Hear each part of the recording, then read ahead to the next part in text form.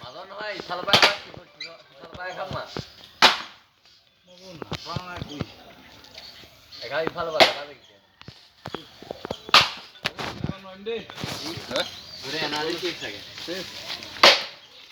যাব এইবাৰ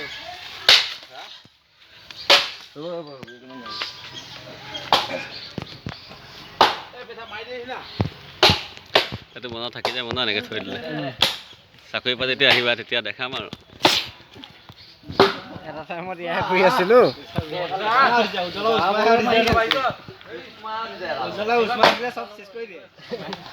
ফালি দিয়া ঘপককৈ ফালি দিয়া এই বেচা তোক বিন্দি কৰিব আছিল নে